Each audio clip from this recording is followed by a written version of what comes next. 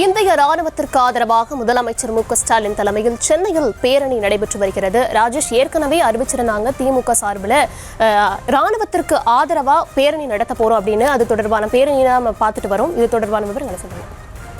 தமிழக முதலமைச்சர் நாங்கள் இந்திய ராணுவத்தோடு துணை நிற்கிறோம் என்பதற்கு ஆதரவாக இந்த பேரணியை சென்னையிலே நடத்தி கொண்டிருக்கிறார். நாம் பார்க்கிறோம், பலதரப்பட்ட மக்கள் இதில் பங்கேற்றிருக்கிறார்கள். குறிப்பாக தமிழக அமைச்சர்கள், அதே போல இந்திய தமிழக காவல் படையினுடைய இயக்குநராக இருக்கக்கூடிய டிஜிபி உள்ளிட்டோரும் கூட தேசிய கொடியை கைகளில் ஏந்தி அவர்கள் அனைவரும் தேசப்பற்றோடு ஒரு ஒற்றுமை பேரணி போல இந்த பேரணியை நடத்துவதை நாம் பார்க்கின்றோம். ஏற்கனவே காங்கிரஸ் கட்சியினரும் இதே போன்ற ஒரு பேரணியை அறிவித்திருந்தார்கள். இந்த நிலையிலே சென்னையில் இந்த பேரணி தற்போது நடைபெற்று வருகிறது. அந்த நேரடி காட்சிகளைத்தான் நாம் பார்த்து கொண்டிருக்கிறோம். தமிழக முதலமைச்சர் மு க ஸ்டாலின் அவர்கள் கையில் நம்முடைய தேசிய கொடியை, மூவர்ண கொடியை ஏந்தி அவர் கம்பீரமாக நடந்து வரக்கூடிய அந்த காட்சியை பார்க்கின்றோம்.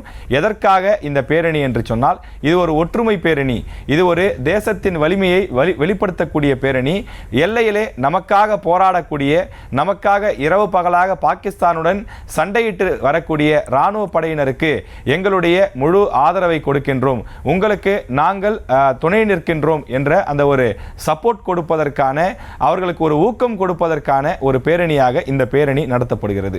இந்த பேரணி எங்கு நடத்துகிறார்கள் என்று சொன்னால், சென்னையில் மெரினா கடற்கரையை ஒட்டிய டிஜிபி அலுவலகம் இருக்கின்றது. அந்த டிஜிபி அலுவலகம் தொடங்கி வார் மெமோரியல் என்று சொல்லக்கூடிய போர் நினைவு சின்னம் வரை இந்த பேரணியானது நடைபெறுகிறது. கூட்டணி கட்சியினுடைய தலைவர்கள் எல்லாம் பங்கேற்றிருக்கிறார்கள், நாம் பார்க்கின்றோம். குறிப்பாக மதிமுக பொதுச் செயலாளர் வைகோ அவர்கள் பங்கேற்றிருக்கிறார். கம்யூனிஸ்ட் கட்சியினுடைய தலைவர்கள் பங்கேற்றிருக்கிறார்கள்.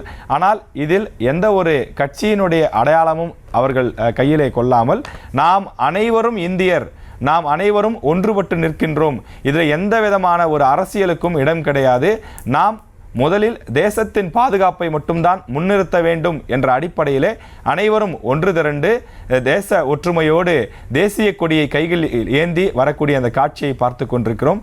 தமிழக துணை முதலமைச்சர் உதயநிதி ஸ்டாலின் அவர்களும் கூட இந்த பேரணியில் பங்கேற்று வரக்கூடிய காட்சியை பார்க்கின்றோம்.